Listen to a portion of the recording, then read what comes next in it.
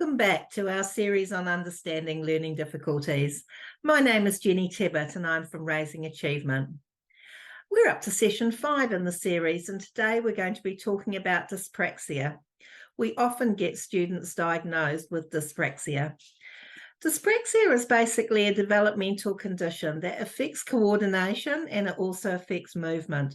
So people with dyspraxia often have difficulties with their balance, they have trouble playing sports, and they also have difficulty where multiple movements are involved in a single activity, and it can cause problems with writing.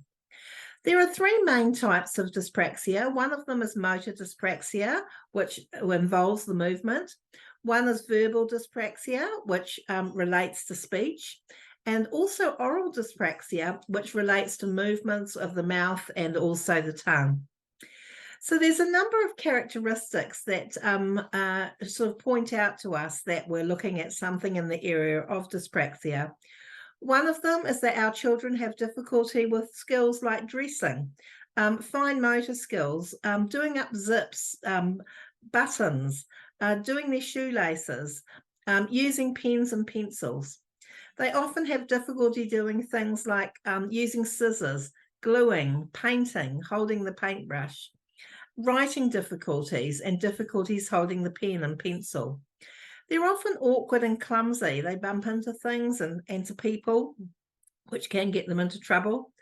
And they often have difficulties with sports, running, jumping, skipping activities. They also get tired very quickly. They have difficulty learning new skills. And this is an interesting one. They can also be messy eaters. That hand-to-mouth coordination is not so great.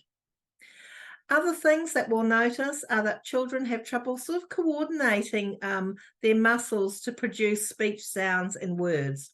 They often don't speak clearly or fluently. The words in the sentences might be quite hard to get out. And children with verbal dyspraxia often speak slowly and with, lots of pauses. They often look like they're trying to figure out how to say the word. They might have difficulty making or repeating a sound. When they're reading, if you're listening to them at home reading, they can often read in a monotone and they don't put expression into their reading. They can even say the word differently each time.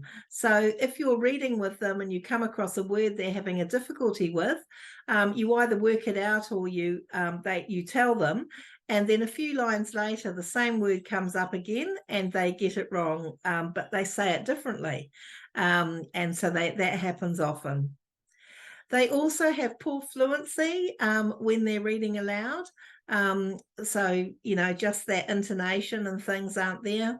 And they speak more slowly than other children their age. They can have limited vocab, so that their vocabulary range is narrower.